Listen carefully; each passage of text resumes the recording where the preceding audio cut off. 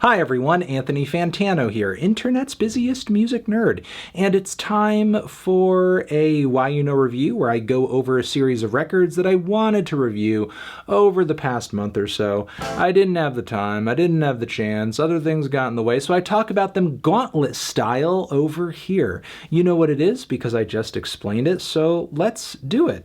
Ba-bam! New record from legendary post-rock band Sigur, where they take their wondrous sound into more of an orchestral direction. It's super dynamic, it's gorgeous, it's lustrous. Do I find it to be as experimental or as visceral as a lot of the band's post-rock classics? Not necessarily, but you know, if you want to hear something that's beautiful and larger than life, that's mostly in that Sigur vein, give it a listen.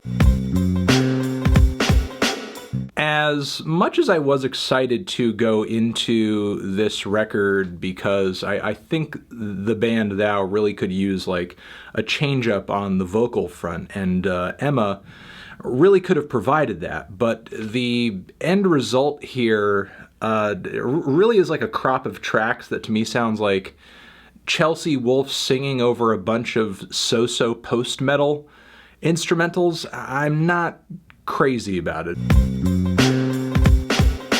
Future Islands are back with a brand new LP. They continue to hone, tinker with, and just very lightly change up their sound. It's still a very direct synth pop vibe. So while I think it's very much in league stylistically and aesthetically with most of everything they've done up until this point, I will say this is one of the band's most passionate and well-recorded records to date. Is it my favorite crop of songs that they've ever done? Not necessarily, but I will say Future Islands are sounding particularly good on this album, for sure. New miniature album from one of the leaders in the K-pop genre, BTS. They decided to top off 2020 with a new crop of tracks, and giving this batch of cuts a listen, I can't really say I'm all that impressed or surprised by anything presented here. In fact, some of the production on this thing is so awful it ruins the enjoyability of some of the better songs and songwriting on this project. You know, it's mostly the same mix of pop and electronic music, hip-hop and R&B that BTS has been delivering up until this point, but it seems like this project is just contributing to this feeling, at least for me, that they're just saturating the market with basically the same sounds and vibes over and over and over without any significant sort of like changes or ambition past the definitive records they've dropped until this point. It kind of seems like they're falling into a bit of an artistic rut with this one, in my view, though I'm sure the fans love it. Oh yeah, this AC/DC album sounds like an AC/DC album.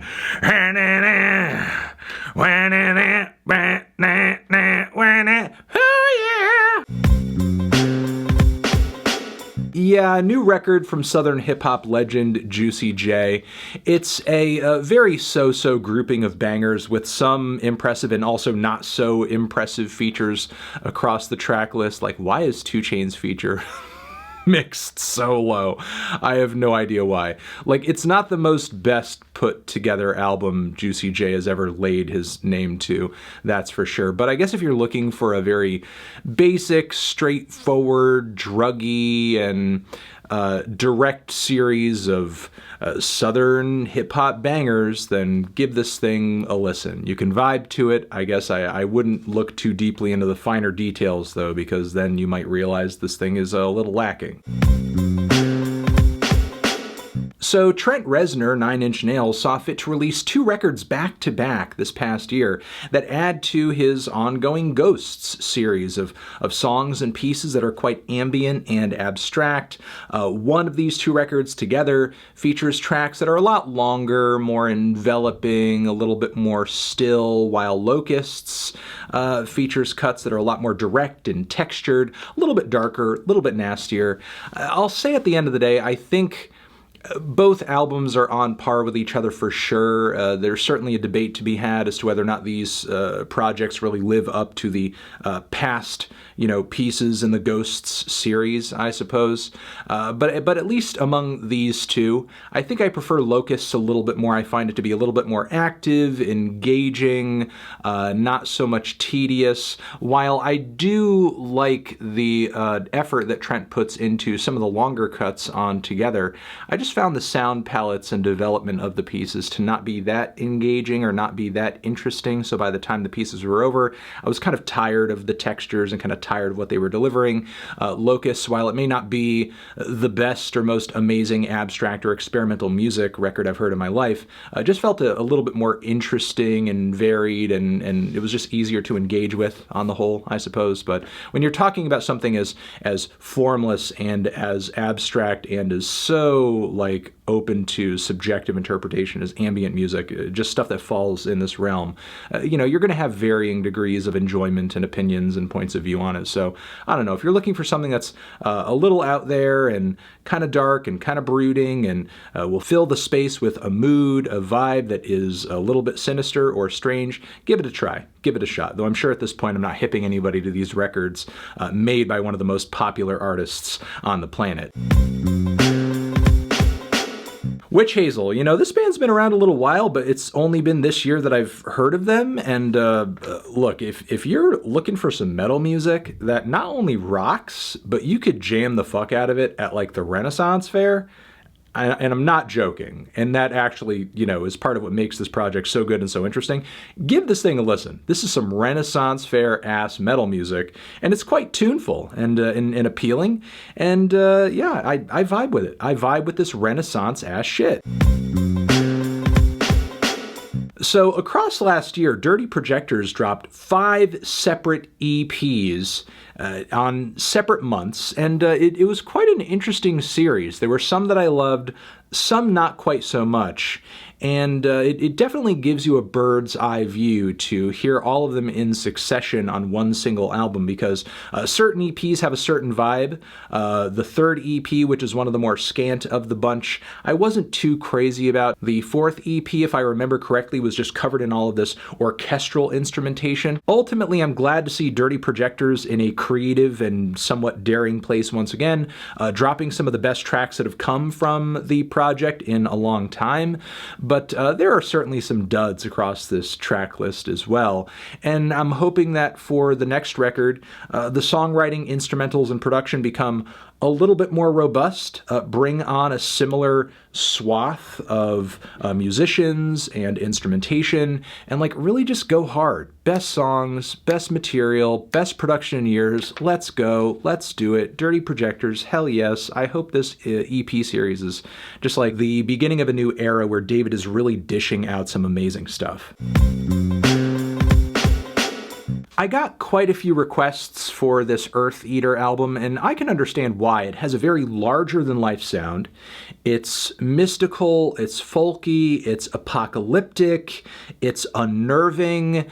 I like the aesthetic, I like the atmosphere, I like the attitude. I mean, it's definitely got a weird vibe and a weird sound. I guess as I was listening to it, though, again and again, none of the songs are really sticking with me. I could give or take the vocal performances for the most part. Though it does sound so strange and so alluring, I could see why so many people are pulled into it. That much about it is certainly appealing.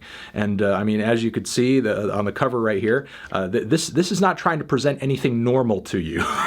So, I don't know, maybe there's just something about it that didn't click for me personally, but if you're looking for some singer-songwriter music that is in a supremely, dark, cavernous, subterranean, almost interdimensional place, try it out.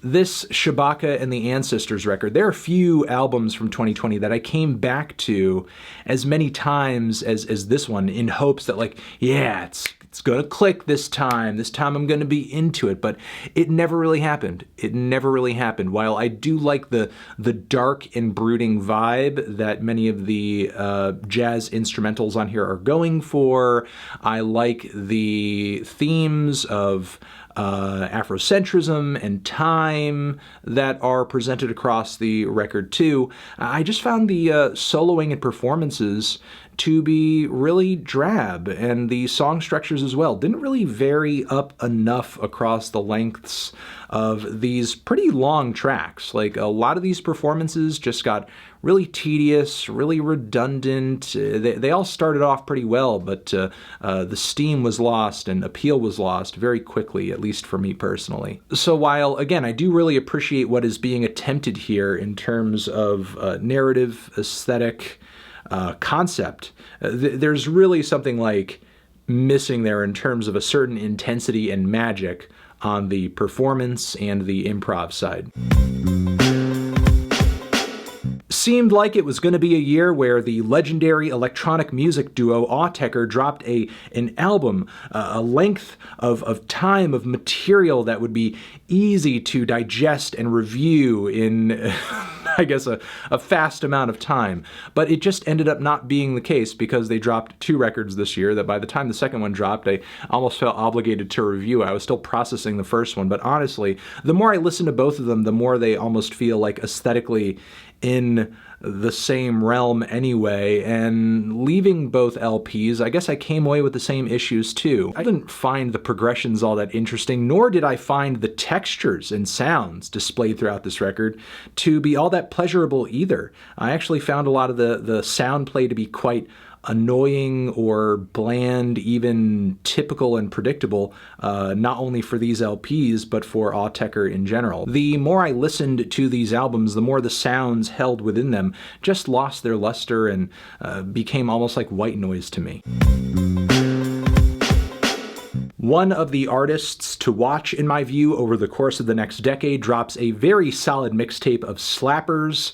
Bree Runway is covering so many bases right now, from hip-hop to pop to dance and everything in between. Give it a listen, give it a shot. You know, there are a lot of alternative pop artists out there right now bubbling up on the internet, and Bree Runway is certainly one of those who you want to be aware of. New collaboration from legendary Japanese metal and drone and experimental rock artists Boris and legendary Japanese noise artist Merzbow. They've crossed over before, and when they have, it has certainly been a treat, so that made me excited to listen to whatever this was going to be. But I guess I was shocked to find that I don't know, the assembly of sounds and the way that they collaborated was sometimes obvious and sometimes uncomplimentary. I gotta say, hearing strange and prickly, deafening noises just thrown on top of very forgettable, buried, muddy metal riffs does little to nothing for me, but I will say the noise did add quite a bit to the dronier passages on the record. So, I don't know, sometimes it gelled, sometimes it didn't, and New record from Wytches, if you're looking for some garage, some psych, some slightly folk-ish music here and there. They really vary across the record. If you're looking for a series of songs that are very raw, somewhat intimate, in that vein, and have a very tortured demeanor, give this thing a listen. I mean, the vocals aren't exactly like the most original in this style, and some of the songwriting I can really take or leave, but if you're looking for something grim, garagey, and trippy, and a little vintage too, give it a shot. So, Paul McCartney, legendary singer-songwriter, dropping McCartney 3 at the end of a pandemic year where a lot of people are isolated, shut off from the rest of society, is a pretty legendary move, in my opinion. Especially given, if you're familiar with the McCartney narrative, McCartney 2, which has come out years ago at this point, was released under, very homespun, self-recorded, and produced conditions. And yeah, going into this new record over here, I mean, while I'm sure the technology and the budget was maybe a lot greater than it was back in the day, access to tools, certain plugins, whatever, it's a lot greater these days, but still, McCartney 3 does carry on that lineage as sounding like a very raw, self-made batch of songs. The production is a little messy. It's rough around the edges, but, you know, I gotta admit, somebody who has as much clout and as much talent as McCartney undoubtedly does, it's interesting once again to hear him in this very odd and weird element. And it certainly reminds you of the sort of creative and, I guess, random side of his artistry, which he doesn't always show as prominently as he should. I mean, he really throws a lot of caution to the wind and is just kind of pulling together some very random ideas to make these songs work on whatever, you know, the budget or conditions were that he was working under. And yeah, it's interesting to hear Paul go back to this raw place and put out some interesting tracks in the process. I mean, like McCartney 2, it is certainly a flawed record, but, you know, the fans who want to hear him in this context for the thrill of it, this record is certainly worth your time.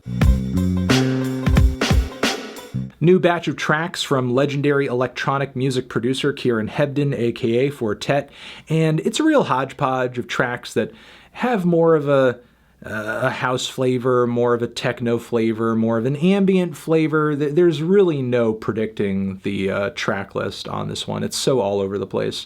And, you know, that's not even really kind of my biggest issue with the album, though. Hebden has dabbled in a lot of this stuff for years.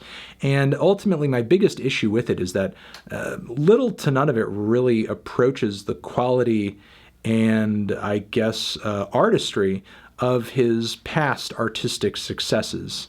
I mean, is there anything on this record that I found to be like as good as the material on There's Love in You or something like that in that era? I mean, not really, you know, not really.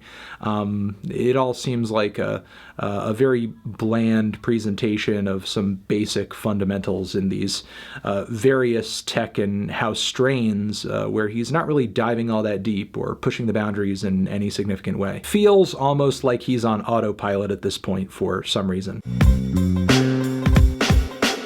One of Grime's biggest and best, Dizzee Rascal, comes through with a new batch of tracks, but it's not a very well-formed or structured album. Seems almost like a compilation in a way of tracks that really kind of get to the nitty-gritty of the Grime form. Other tracks that have more of a pop or dance flair with no real, I guess, a flow pulling it all together. It just seems like a hodgepodge of cuts that he thinks might pop off with certain listeners or groups of people, and maybe his ambitions for this thing didn't really extend beyond that. I don't know. Zishin, have you given any of these records a listen? Did you love them? Did you hate them? What would you rate them? You're the best, you're the best. What should I review next? Hit the like if you like. Please subscribe, and please don't cry. Hit the bell as well. Over here next to my head, it's another video that you can check out. Hit that up or the link to subscribe to the channel. Anthony Fantano, YUNOREVIEW, forever.